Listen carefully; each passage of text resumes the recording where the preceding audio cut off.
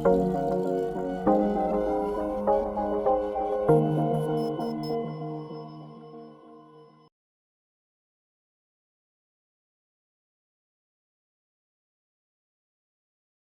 Everyone, welcome back to Apple India academy of proficiency in English language. आज हम एक बहुत ही इंपॉर्टेंट टॉपिक के ऊपर डिस्कशन करने जा रहे हैं और आज का जो हमारा टॉपिक है वो स्क्रीन पे आपके आ ही रहा है, understanding usages of do does did.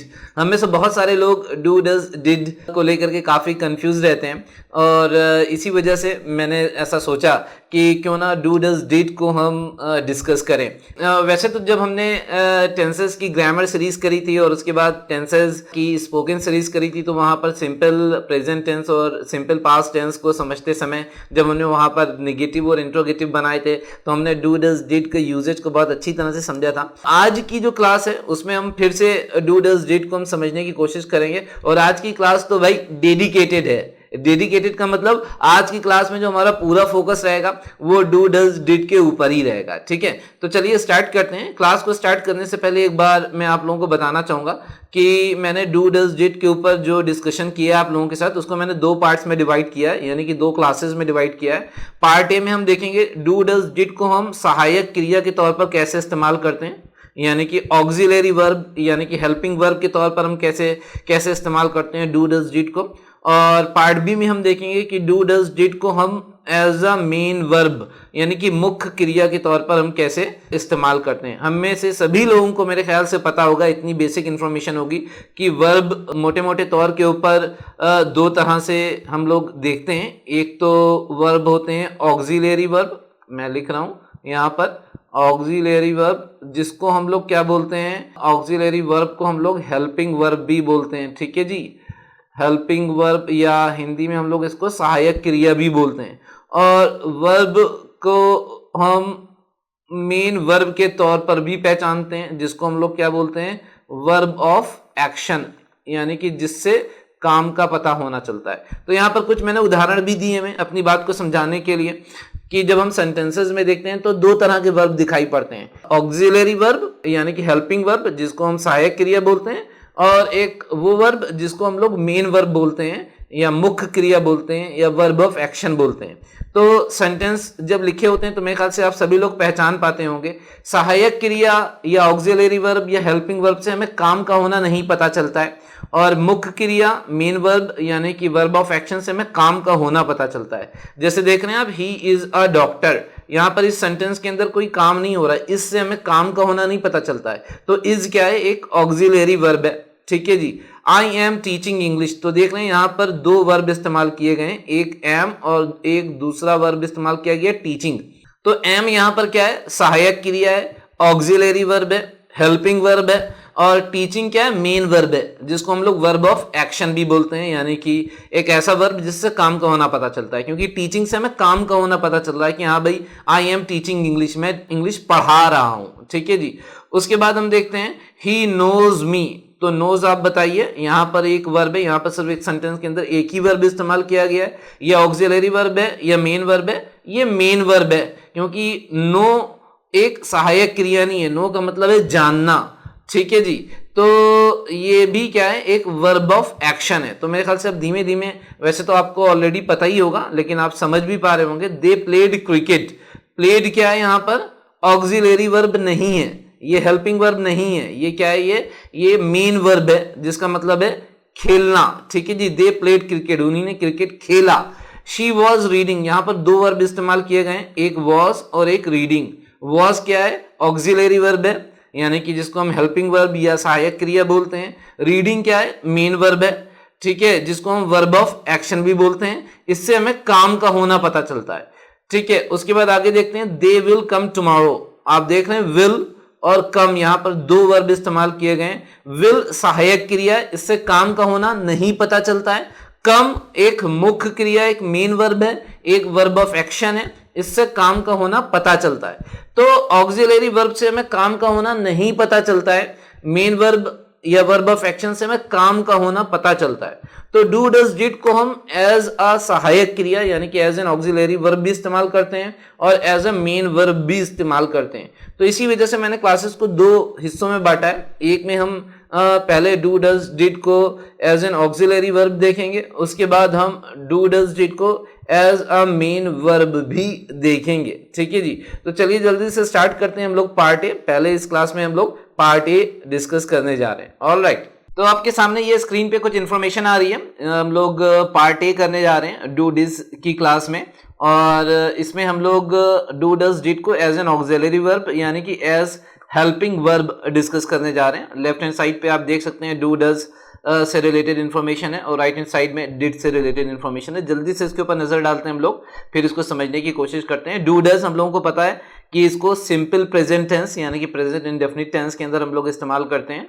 ऐसे वाक्यों में इसका इस्तेमाल किया जाता है जिसमें मुख्य क्रिया पाई जाती है, वर्ब ऑफ एक्शन यानी कि मेन वर्ब का होना पाया जाता है। ठीक है जी, ऐसे सेंटेंसेस में इसका प्रयोग किया जाता है, और सिर्फ निगेटिव और इंट्रोगेटिव यानी कि नकारात्मक या प्रश्नवाचक सेंटेंसेस में ही इनका प्रयोग किया जाता है। ठीक है, डिड में भी सेम बातें लागू होती हैं। डिड को सिंपल पास्ट टेंस के अंदर हम लोग यानी कि पास्ट इंडेफिनिट के अंदर यूज करते हैं, और ऐसे सेंटेंसेस में इसको प्रयोग करते हैं जिसमें वर्ब ऑफ एक्शन यानी कि मुख्य क्रिया मेन वर्ब का जिन सेंटेंसेस में होना पाया जाता है हम वहां पर डिड का प्रयोग करते हैं, और सिर्फ निगेटिव और इंट्रोगेटिव यानी कि सिर्फ प्रश्नवाचक और नकारात्मक सेंटेंसेस में ही इनका हम प्रयोग करते हैं। अब ये तो बहुत सारे टेक्निकल वर्ड्स हो गए, आप कह रहे होंगे अरे यार कहाँ ये बड़ी बड़ी बातें समझ में नहीं आ रही। तो बहुत इजी फंडा मैं आप लोगों को समझाने जा रहा हूं। जहां पे डू डज को आपको इस्तेमाल करना है तो उन सेंटेंसेस को पहचानना कैसे, उसका सबसे पहले तो हम इजी ट्रिक देखेंगे। ठीक है जी, और उसके बाद थोड़ा सा हम उसकी एक एडवांस अंडरस्टैंडिंग लेने की कोशिश करेंगे। अगर हम इजी ट्रिक की बात करें तो उसको इजीली हम इस तरह से समझ सकते हैं कि सिंपल प्रेजेंट टेंस के अंदर जिन वाक्यों के अंत में ता है, ती है, ते हैं आ रहा है, और ऐसे सेंटेंस या तो प्रश्नवाचक हैं या नकारात्मक हैं, यानी कि उन सेंटेंसेस में कोई प्रश्न पूछा जा रहा है या नहीं का प्रयोग किया जा रहा है। ठीक है जी, तो ऐसे सेंटेंसेस में हम क्या करते हैं, डू डज का प्रयोग सहायक क्रिया के तौर पर करते हैं। समझ में आ रही बात? ऐसे सिंपल प्रेजेंट टेंस वाले सेंटेंसेस जिनके अंत में ता है, ती है, ते हैं आ रहा है। ठीक है जी, और या तो वो सेंटेंस प्रश्नवाचक है या उस सेंटेंस के अंदर नहीं का प्रयोग किया जा रहा है, तो ऐसे वाक्यों में हम डू डज का प्रयोग सहायक क्रिया के तौर पे करेंगे। अभी स्ट्रक्चर भी समझेंगे, लेकिन सबसे पहले मेन काम है उन सेंटेंसेस को पहचानना जिन सेंटेंसेस में डू डज का प्रयोग किया जा रहा है। तो उसको पहचानने का ही मैं आपको एक टूल प्रोवाइड कर रहा हूं कि सेंटेंसेस के अंत में या तो ता है, ती है, ते हैं आ रहा है, और वो सेंटेंस में या तो कोई प्रश्न पूछा जा रहा है या उस सेंटेंस के अंदर नहीं आ रहा है। ठीक है, आप इस बात का ध्यान रखिएगा। आगे देखते हैं, डिड में भी सेम बात लागू होती है, बस ये कि यहां पर पास्ट हो जाता है तो यहां पर है की जगह था आ जाता है।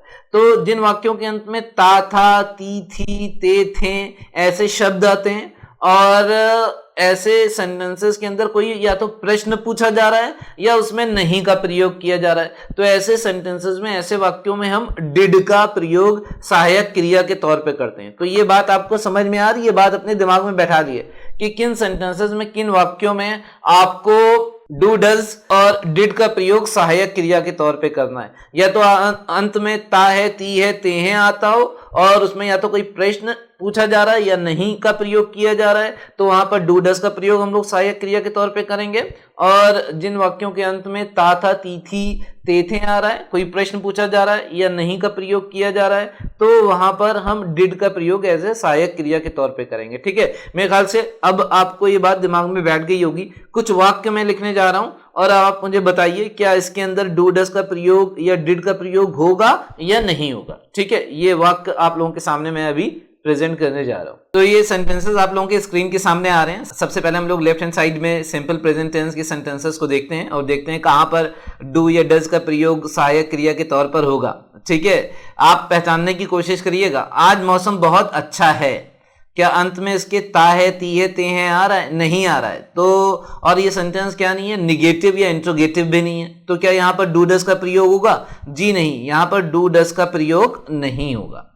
आज मौसम बहुत अच्छा नहीं है, अब तो इसमें नहीं का प्रयोग भी हो रहा है। मैंने आपसे कहा था कि ऐसे वाक्य जिसमें नहीं का प्रयोग होता है वहां पर हम लोग डू या डज का प्रयोग सहायक क्रिया के तौर पर करते हैं।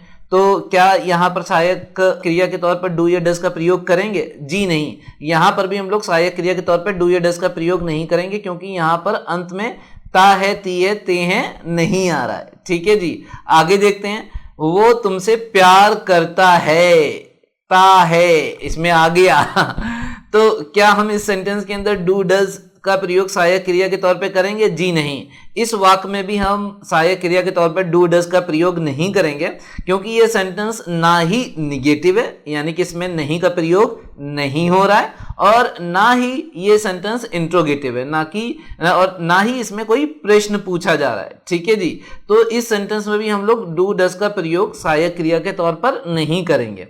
वह तुमसे प्यार नहीं करता है, आखिर में क्या आ रहा है? ता है आ रहा है। तो और साथ में देखेंगे इसमें नहीं का भी प्रयोग किया जा रहा है, तो ये सेंटेंस हमें डू डज का प्रयोग सहायक क्रिया के तौर पर करने के लिए सही लग रहा है। ठीक है जी, आगे देखते हैं।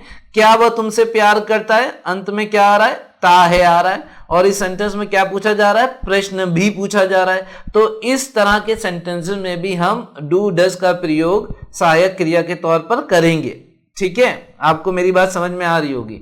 अब देखते हैं हम लोग सिंपल पास्ट टेंस के सेंटेंसेस को ऑब्जर्व करते हैं, और वहां पे देखते हैं कहां पे डिड का प्रयोग सहायक क्रिया के तौर पर होगा और कहां पर नहीं होगा। वो एक अध्यापक था, क्या इस सेंटेंस के अंदर डिड का प्रयोग सहायक क्रिया में होगा? जी नहीं, क्योंकि सेंटेंस के अंत में ता था नहीं आ रहा है। था तो आ रहा है, लेकिन ता था, ती थी, ते थे इस तरह से नहीं हो रहा है। तो इस सेंटेंस में भी हम क्या नहीं करेंगे? डिड का प्रयोग सहायक क्रिया के तौर पर नहीं करेंगे। आगे देखते हैं। वो डीएवी कॉलेज में पढ़ाता था, तो आप देख रहे हैं ता था आ रहा है, तो क्या यहां पर हम डिड का प्रयोग सहायक क्रिया के तौर पे करेंगे? जी नहीं, हम यहां पर भी डिड का प्रयोग सहायक क्रिया के तौर पर नहीं करेंगे, क्योंकि इस सेंटेंस के अंदर ना तो नहीं का प्रयोग किया जा रहा है और ना ही ये सेंटेंस प्रश्नवाचक यानी कि इंट्रोगेटिव है। हमें पता है कि सेंटेंस के अंत में ता था, ती थी, ते थे आना चाहिए, और सेंटेंस में या तो नहीं आना चाहिए या वो सेंटेंस एक प्रश्न होना चाहिए, जो कि ये नहीं है। तो यहां पर भी हम डिड का प्रयोग नहीं कर सकते हैं।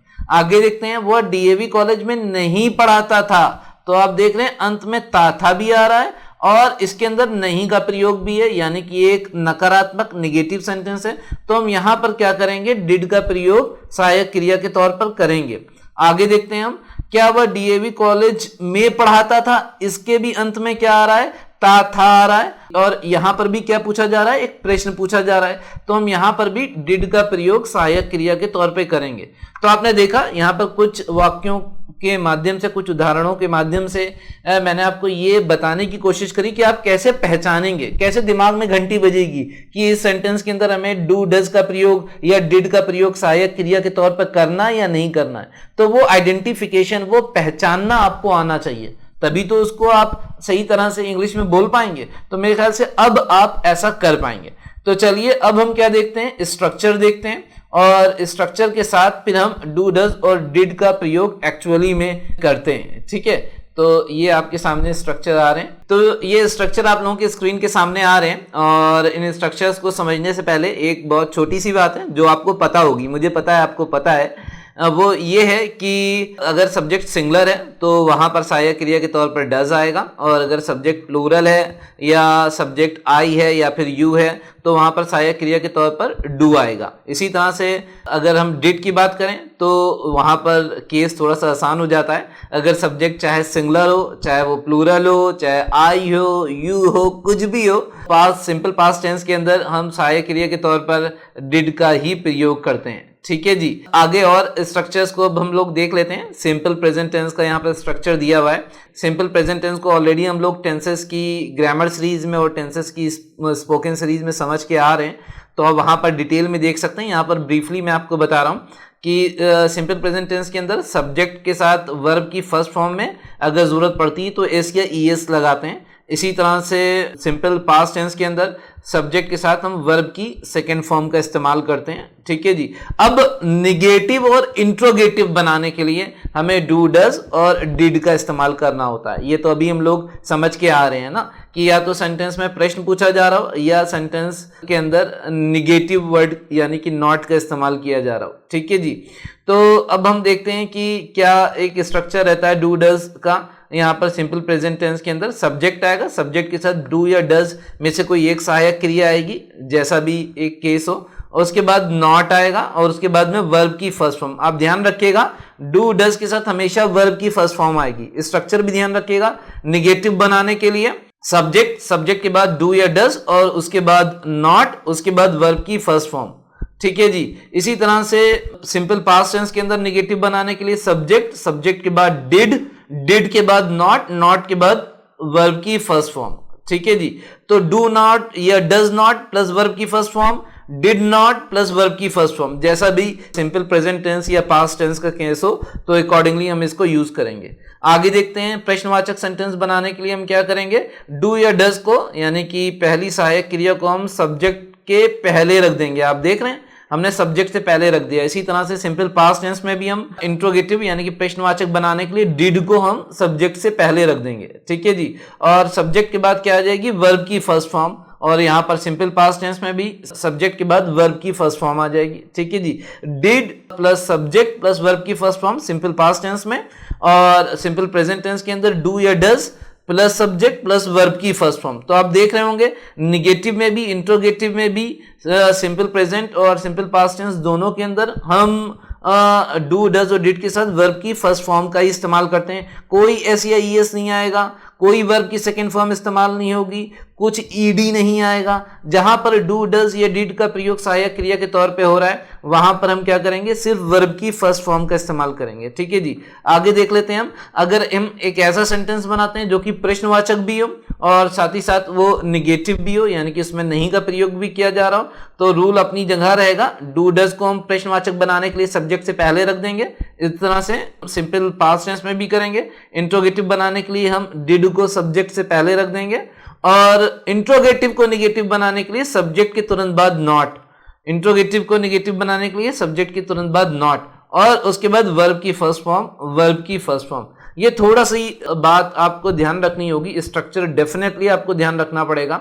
आप याद करिए, आप निगेटिव कैसे बनाएंगे, subject plus do does plus not plus verb की फर्स्ट फॉर्म।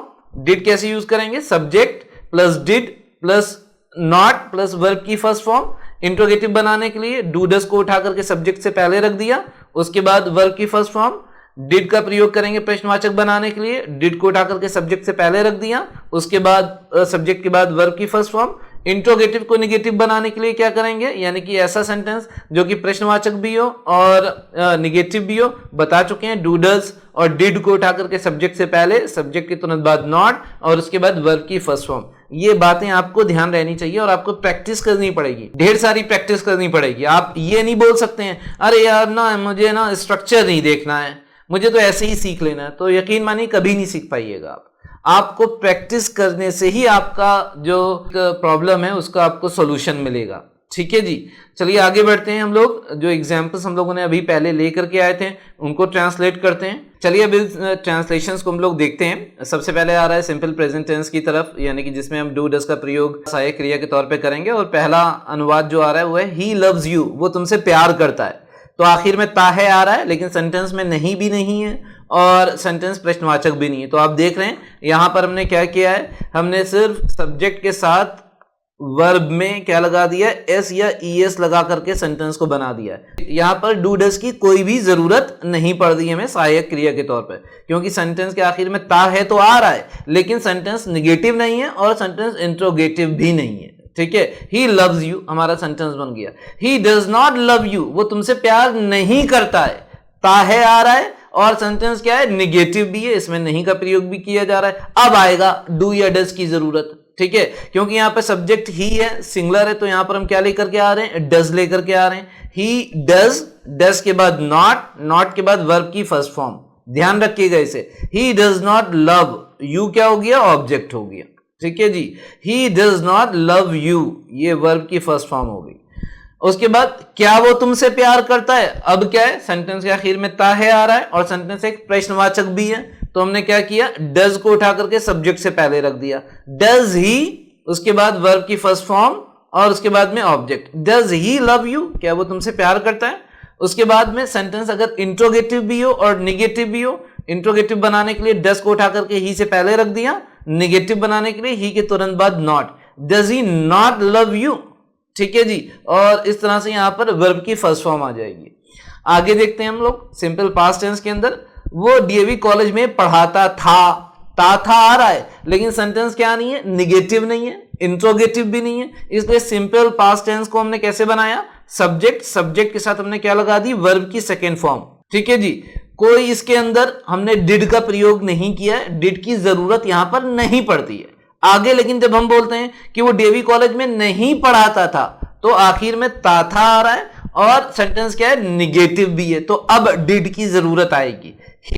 ही के बाद डिड के बाद नॉट के बाद वर्ब की first form teach. He did not teach at DAV college, वो डीएवी कॉलेज में नहीं पढ़ाता था। अब एक और वाक्य हमने बोला, क्या वो डीएवी कॉलेज में पढ़ाता था, तो अब क्या है, आखिर में था आ रहा है और सेंटेंस क्या है, प्रश्नवाचक भी है, तो हम कैसे बनाएंगे इसको, डिड का प्रयोग करके बनाएंगे। और जैसे हमने डू डज को उठा करके सब्जेक्ट से पहले रख दिया था प्रीवियसली, वैसे ही हम यहां पर भी करेंगे, डिड को उठा करके सब्जेक्ट से पहले रख दिया, डिड ही, उसके बाद में वर्ब की फर्स्ट फॉर्म आ गई है, did he teach at DAV college. उसके बाद में अगर हम एक ऐसा सेंटेंस बोले जो इंट्रोगेटिव भी हो, निगेटिव भी हो, तो कैसे बनाएंगे, did he not teach at DAV college. Interrogative बनाने के लिए डिड ही से पहले यानी कि सब्जेक्ट से पहले, निगेटिव बनाने के लिए ही के तुरंत बाद not, did he not teach at DAV college. और इस तरह से यहां पर हमने वर्ब की फर्स्ट फॉर्म का भी प्रयोग किया था। तो आपने देखा कि यहां पर हमने कितनी इजीली डज का इस्तेमाल किया सहायक क्रिया के तौर पर और डिड का इस्तेमाल किया। चलिए कुछ और एग्जाम्पल्स लेते हैं हम लोग और उन एग्जाम्पल्स के माध्यम से हम समझने की कोशिश करते हैं और ज्यादा कि डू डज और डिड का प्रयोग हम लोग सहायक क्रिया के तौर पर सिंपल प्रेजेंट और सिंपल पास्ट टेंस के अंदर, निगेटिव और इंट्रोगेटिव सेंटेंसेस के अंदर किस तरह से करते हैं। कुछ और एग्जाम्पल्स मैं आप लोगों के सामने प्रेजेंट करने जा रहा हूं। तो ये कुछ सेंटेंसेस और आप लोगों के सामने आ रहे हैं। सबसे पहले हम लोग डू डज वाले कॉलम की तरफ आ जाते हैं जिसमें सिंपल प्रेजेंट टेंस के सेंटेंसेस हम लोगों ने लिए हैं। सबसे पहला सेंटेंस जो मैं यहाँ पर आपके सामने प्रेजेंट कर रहा हूँ वो है दे आर बंगाली, वे बंगाली हैं। ठीक है, आपको पता है कि सिंपल प्रेजेंट टेंस में दो तरह के वाक्य होते हैं, एक में काम का होना पाया जाता है, एक में काम का होना नहीं पाया जाता है। जिनमें काम का होना नहीं पाया जाता है उनको हम इज एम आर लगा करके बनाते हैं। जैसे मैंने बोला वे बंगाली हैं, ठीक है जी, अब इसमें कोई काम नहीं हो रहा है, इसको मैं इज एम आर लगा करके बना दूंगा, तो क्योंकि दे प्लूरल है तो मैंने यहां पर क्या लगा दिया, आर लगा दिया, दे आर बंगाली। आगे देखते हैं, दे सेलिब्रेट दुर्गा पूजा। अब मैं बोल रहा हूं कि वे दुर्गा पूजा मनाते हैं, आखिर में क्या आ रहा है, ते हैं, और इसमें काम का होना पता चल रहा है, सेलिब्रेट करना, मनाना। ठीक है जी, तो इसको हम कैसे बनाएंगे, सब्जेक्ट के साथ हम वर्ब की फर्स्ट फॉर्म में एस या ईएस अगर जरूरत पड़ेगी तो मैं लगाऊंगा, इस तरह से सेंटेंस को बनाऊंगा। क्योंकि यहां पर क्या है, दे जो कि सब्जेक्ट है, प्लूरल है, इसलिए हम वर्ब की फर्स्ट फॉर्म में एस या ईएस नहीं लगाएंगे, सिर्फ हम वर्ब की फर्स्ट फॉर्म का इस्तेमाल करेंगे। तो हमने क्या लिख दिया यहाँ पे, दे सेलिब्रेट, वे मनाते हैं दुर्गा पूजा। ठीक है जी, इसमें डू या डस का प्रयोग हमने नहीं किया है क्योंकि ये सेंटेंस निगेटिव नहीं है, इंट्रोगेटिव नहीं है, आखिर में ते हैं तो आ रहा है, लेकिन सेंटेंस में नहीं का प्रयोग नहीं हो रहा है और ना ही ये सेंटेंस क्या है, प्रश्नवाचक है। आगे देखते हैं, अगर हम बोलते हैं कि वे ओणम नहीं मनाते हैं, ओणम आपको पता ही होगा केरला का एक बहुत ही मशहूर फेस्टिवल है, तो बंगाली ओणम नहीं मनाते हैं, तो मैं क्या बोल रहा हूं कि वे ओणम नहीं मनाते हैं। तो अब देख रहे हैं आखिर में ते हैं आ रहा है और सेंटेंस क्या है, निगेटिव भी, क्योंकि इसमें नहीं भी आ रहा है। तो इसको कैसे बनाएंगे, सब्जेक्ट, सब्जेक्ट के बाद डू, क्योंकि प्लूरल है दे, इसलिए उसके साथ क्या आएगा, do. They do not celebrate Onam. देख रहे हैं आप कि यहां पर सेलिब्रेट हमने वर्ब की फर्स्ट फॉर्म को इस्तेमाल किया है, they do not celebrate Onam. और अगर मैं बोलूं क्या वे ओणम मनाते हैं, आखिर में ते हैं आ रहा है और सेंटेंस क्या है, एक प्रश्नवाचक भी है, तो यहां पर भी डू या डस का प्रयोग होगा, क्योंकि दे प्लूरल है इसलिए यहां पर डू आएगा। इंट्रोगेटिव बनाने के लिए यानी प्रश्नवाचक बनाने के लिए हम क्या करेंगे, डू को उठा करके सब्जेक्ट से पहले रख देंगे, तो क्या हो गया ये, डू दे, और उसके बाद में वर्ब की first form, do they celebrate Onam, right. अब इंट्रोगेटिव भी हो निगेटिव भी हो तो कैसे बनाएंगे, इंट्रोगेटिव बनाने के लिए डू दे और निगेटिव बनाने के लिए सब्जेक्ट के तुरंत बाद not, do they not celebrate Onam, क्या वे ओणम नहीं मनाते हैं। इस तरह से हमने यहां पर डू का प्रयोग as a helping verb, as an auxiliary verb, as a सहायक क्रिया के तौर पर हमने करना देखा और सीखा। चलिए बहुत अच्छी बात है। अब हम डिड की तरफ आ जाते हैं, कुछ सेंटेंसेस यहां पर देखते हैं। पहले मैंने क्या बोला कि तुम, जैसे मैं किसी से बहुत दिनों के बाद मिलूं और मैं पहचानने की कोशिश करूं उसके बारे में कि भाई तुम क्या थे, क्या करते थे, ठीक है जी। तो ऐसे ही किसी व्यक्ति के बारे में मैं बोल रहा हूं, यू आर ए स्पोर्ट्समैन, तुम तो एक खिलाड़ी थे, यू आर अ स्पोर्ट्समैन, तुम एक खिलाड़ी थे। तो सिंपल पास्ट के अंदर भी दो तरह के वाक्य होते हैं, एक में काम का होना पाया जाता है, एक में काम का होना नहीं पाया जाता है। जिन वाक्यों में काम नहीं होता है तो वहां पर हम वॉज या वर लगा करके सेंटेंस बनाते हैं। तो जब मैंने बोला कि तुम एक खिलाड़ी थे, इसमें कोई काम नहीं हो रहा है, तो इसको मैंने वॉज या वर लगा करके बनाना है, क्योंकि सब्जेक्ट यू है तो यू के साथ क्या आ गया, वर आ गया। यू वर अ स्पोर्ट्समैन, ठीक है। आगे देखते हैं, तुम क्रिकेट खेलते थे, यू प्लेड क्रिकेट। तो यहां पर क्या हो गया, यहां पर वर्ब की सेकंड फॉर्म लगा करके सेंटेंस बनाएंगे, क्योंकि यही पास्ट इंडेफिनिट का स्ट्रक्चर होता है। सब्जेक्ट आता है, सब्जेक्ट के साथ क्या आता है, वर्ब की सेकंड फॉर्म। तो यू प्लेड क्रिकेट, राइट। आगे अब निगेटिव अगर मैं बनाऊंगा इसका कि तुम फुटबॉल नहीं खेलते थे, तो क्या होगा, अब डिड का इस्तेमाल होगा। आखिर में थे आ रहा है और सेंटेंस क्या है, निगेटिव भी है। तो क्या आ जाएगा, यू के बाद डिड के बाद नॉट के बाद वर्ब की first form, you did not play football. अब अगर क्वेश्चन पूछें क्या तुम फुटबॉल खेलते थे, डिड यू प्ले फुटबॉल, तो क्या आ जाएगा, इंट्रोगेटिव बनाने के लिए डिड सब्जेक्ट से पहले और सब्जेक्ट के तुरंत बाद क्या हो जाएगा, वर्ब की first form, did you play football, ठीक है। अब इंट्रोगेटिव भी और निगेटिव भी, क्या तुम फुटबॉल नहीं खेलते थे, तो क्या होगा, इंट्रोगेटिव बनाने के लिए डिड सब्जेक्ट से पहले डिड यू, और निगेटिव बनाने के लिए यू के तुरंत बाद not, did you not play football, क्या तुम फुटबॉल नहीं खेलते थे, ठीक है। इस तरह से हमने सेंटेंसेस को बनाया। तो अभी यहां पर हमने देखा, अभी इन सेंटेंसेस में भी और इससे पहले वाले सेंटेंसेस में भी, कि अभी तो हम एक ट्रिक का इस्तेमाल कर रहे थे कि आखिर में सिंपल प्रेजेंट टेंस के अंदर ता है, ती है, ते हैं आता है और सेंटेंस निगेटिव है या इंट्रोगेटिव है तो वहां पर डू या डज का इस्तेमाल कर लेंगे। इसी तरह से डिड में आखिर में ता था, ती थे, ते थे आता है, सेंटेंस निगेटिव है या इंट्रोगेटिव है तो वहां पर क्या कर देंगे, डिड का इस्तेमाल कर देंगे सहायक क्रिया के तौर पर। लेकिन अब इससे एक स्टेप आगे बढ़ते हैं। वो स्टेप क्या है, अगर आखिर में ता है, ती है, ते हैं नहीं आ रहा है, या ता था, ती थे, ते थे नहीं आ रहा है और वो सेंटेंस अभी भी सिंपल पास्ट टेंस है, तो हम कैसे कंफर्म करेंगे कि यहां पर डू, डज या डिड का प्रयोग होना है या नहीं होना है। चलिए कुछ एग्जाम्पल देखते हैं और उसके माध्यम से अपनी बात को समझने की कोशिश करते हैं, ठीक है।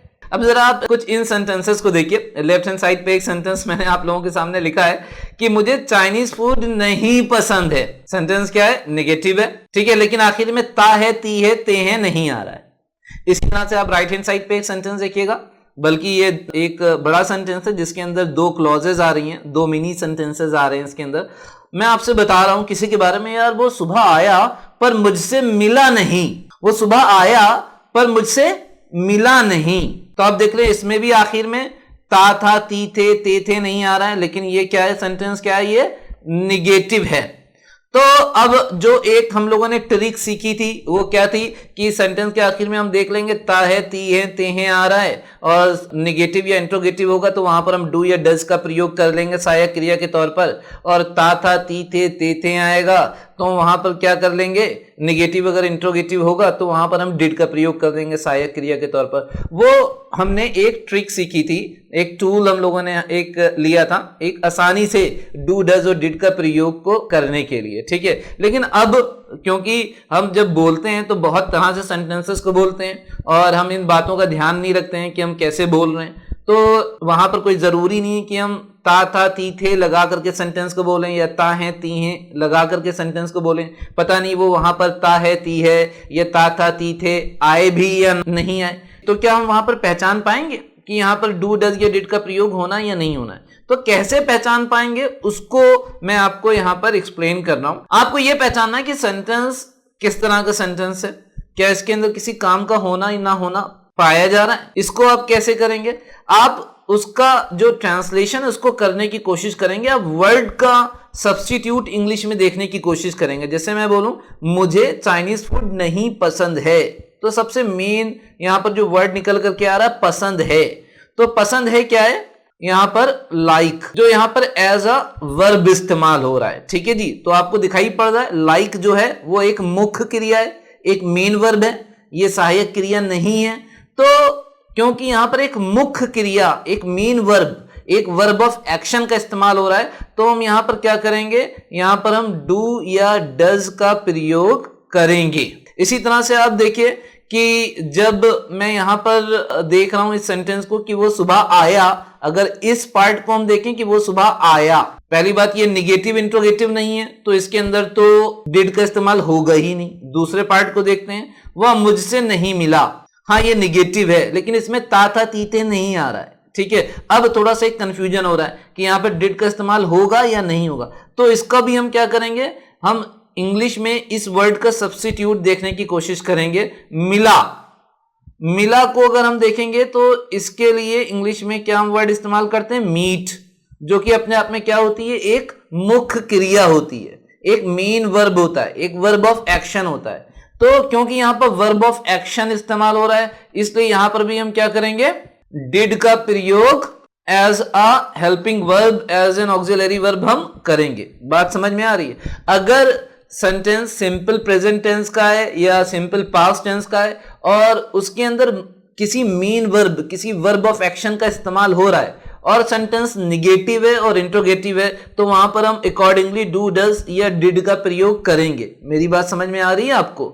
सेंटेंस के अंदर अगर मुख्य क्रिया का प्रयोग हो रहा है, एक मेन वर्ब का प्रयोग हो रहा है, उसके अंदर एक वर्ब ऑफ एक्शन का प्रयोग हो रहा है जिससे किसी काम का होना पता चलता है, ठीक है, तो वहां पर हम क्या करेंगे, डू, डज या डिड का प्रयोग करेंगे। तो अगर आपको सेंटेंस में मुख्य क्रिया दिखाई पड़ रही है, एक मेन वर्ब दिखाई पड़ रहा है, एक वर्ब ऑफ एक्शन दिखाई पड़ रहा है, तो आप समझ जाइए कि अगर सेंटेंस नेगेटिव या इंट्रोगेटिव है तो वहां पर डू, डज या डिड का प्रयोग करेंगे। मैं कई बार आपको बोल रहा हूं, ठीक है। चलिए तो इसको हम ट्रांसलेट करने की कोशिश करते हैं। ट्रांसलेट करने का तरीका इसका क्या होगा, जल्दी से देख लेते हैं। सब्जेक्ट आ गया आई डू, आई के साथ ऑक्सिलरी वर्ब के तौर पे डू आता है। नॉट, ये आ गया वर्ब की first form. I do not like, क्या नहीं पसंद है मुझे, Chinese food. I do not like Chinese food, मुझे चाइनीज फूड पसंद नहीं है, ठीक है जी। आगे देख लेते हैं हम कि इसको कैसे ट्रांसलेट करते हैं हम। ही केम इन द मॉर्निंग, वो सुबह आया, but he did not meet me. देख रहे हैं आप, वो मुझसे नहीं मिला। मैं इसका थोड़ा सा फॉन्ट बड़ा कर दूं ताकि आप लोग आसानी से इसको क्या कर पाए, देख पाए। अब देखिएगा आप कि पहले मैंने क्या बनाया, ही केम इन द मॉर्निंग, वो सुबह आया, तो सब्जेक्ट आ गया, सब्जेक्ट के साथ वर्ब की सेकंड फॉर्म आ गई, क्योंकि ये एक सिंपल पास्ट टेंस का सेंटेंस है जो कि निगेटिव और इंट्रोगेटिव नहीं है और इसमें वर्ब ऑफ एक्शन है।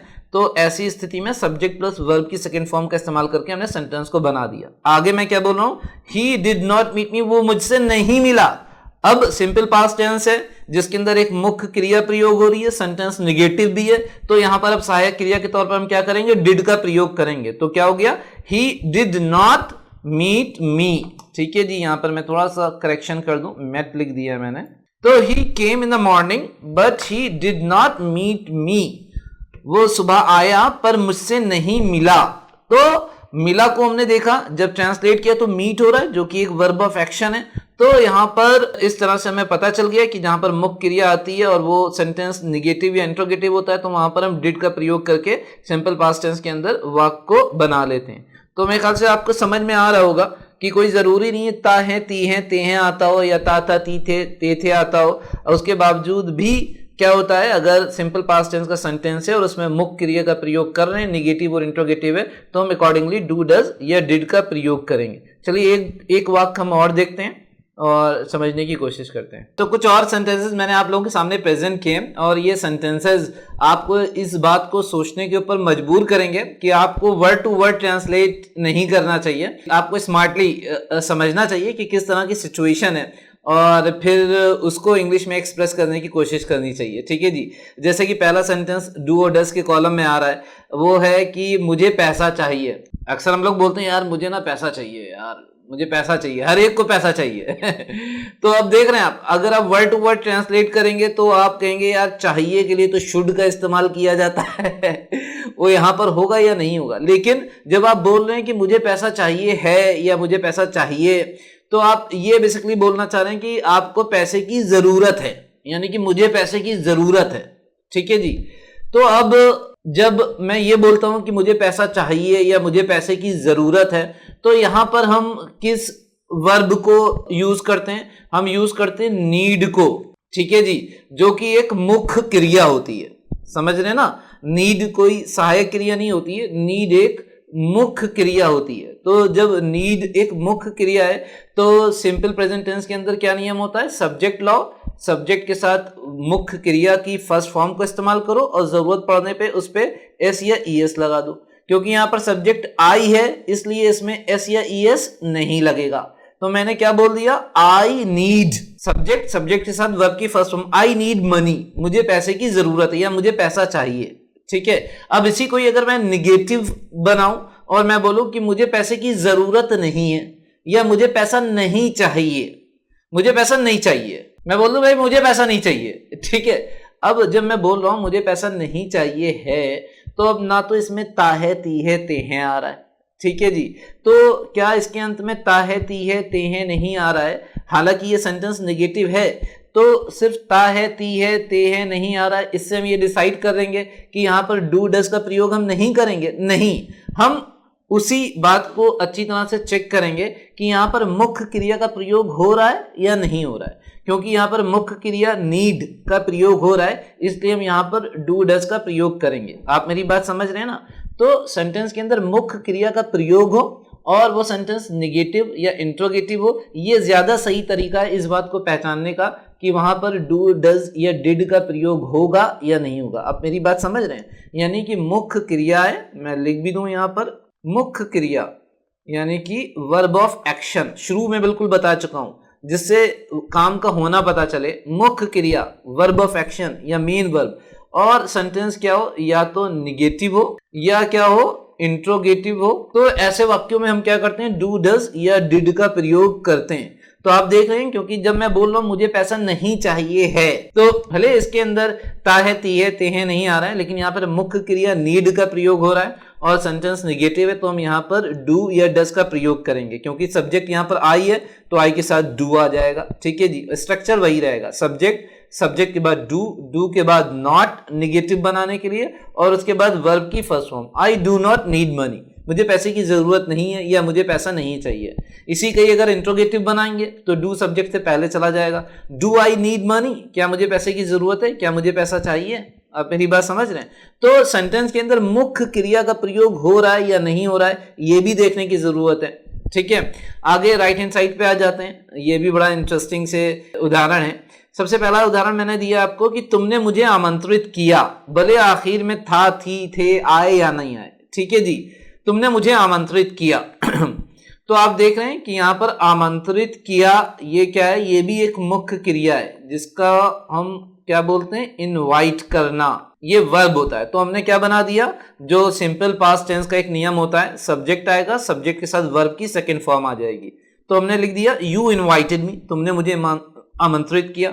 अब इसी का अगर नेगेटिव बनाएंगे हम, तुमने मुझे आमंत्रित नहीं किया, तो भले ता था ती थे ते थे नहीं आ रहा है, लेकिन यहाँ पर मुख्य क्रिया का प्रयोग हो रहा है और सेंटेंस साथ ही साथ क्या है, निगेटिव है। तो हम इसमें क्या करेंगे, डिड का प्रयोग करेंगे। You did not invite me, did आ गया, डिड के बाद नॉट के बाद वर्ब की फर्स्ट फॉर्म, क्योंकि डू डज डिड के साथ हमेशा वर्ब की फर्स्ट फॉर्म का इस्तेमाल करते हैं हम। यू डिड नॉट इनवाइट मी, तुमने मुझे आमंत्रित नहीं किया। आगे देखते हैं, यहाँ पर इसको मैंने एक और तरह से लिखने की कोशिश करी है। यहाँ पर आप देखिए मैंने क्या लिखा है कि अगर आप सेंटेंस को इस तरह से बोलते हैं कि तुमने मुझे आमंत्रण नहीं दिया, तो यहाँ पर मैंने आमंत्रण को अलग कर दिया और देने को अलग कर दिया। यहाँ पर देने के लिए मैंने क्या इस्तेमाल किया, मुख्य क्रिया यहाँ पर मैंने चेंज कर दी है और यहाँ पर मैंने मुख्य क्रिया के लिए यहाँ पर गिव इस्तेमाल किया है। ठीक है जी, गिव मुख्य क्रिया होती है ना। तो यहाँ पर और आमंत्रण के लिए मैंने क्या इस्तेमाल किया है, यहाँ पर इनविटेशन इस्तेमाल किया है। तो कैसे हम करेंगे, यू डिड नॉट गिव, ये वर्ब की फर्स्ट फॉर्म होगी। तो आप इस स्ट्रक्चर को देखिए, you did not give me, तुमने मुझे नहीं दिया, द इनवाइट और द इनविटेशन।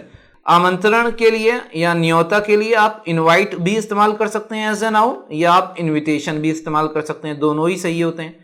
तो यहाँ पर मुख्य क्रिया के तौर पे मैंने गिव को यूज किया है और मैंने सेंटेंस कैसे लिखा है, you did not give me the invite और द इनविटेशन। तो पहले ऊपर वाले सेंटेंस में हमने मुख्य क्रिया के तौर पर इनवाइट को इस्तेमाल किया था, नीचे मुख्य क्रिया के तौर पर मैंने गिव को इस्तेमाल किया। चलिए, ये तो एक अलग से एक पीस ऑफ इंफॉर्मेशन थी। कुल मिलाकर के बात जो है जिसको आपको फोकस रखना है वो यही है कि सेंटेंस के अंदर मुख्य क्रिया आ रही है या नहीं आ रही है, आपको ये बात देखना है, और सेंटेंस नेगेटिव या इंट्रोगेटिव है या नहीं आपको ये देखना है, और इसी के बेसिस के ऊपर आपको ये पहचानने की कोशिश करनी है कि वहां पर सहायक क्रिया के तौर पर डू डज या डिड का प्रयोग होगा या नहीं होगा। आई बिलीव कि आपको आज की क्लास ने हेल्प किया होगा ओवरऑल डिटेल में ये समझने के लिए कि डू डज डिड का प्रयोग हम सहायक क्रिया के तौर पर कैसे करते हैं। मैं यहीं पे ही अपनी क्लास को वाइंड अप करूंगा। अगली क्लास में भी हम डू डज डिड को ही करेंगे, लेकिन हम ये देखेंगे कि डू डज डिड को एज अ मेन वर्ब यानी एज अ मुख्य क्रिया हम कैसे इस्तेमाल करते हैं। ठीक है, तो thank you so very much for now, see you in my next class, thank you till then.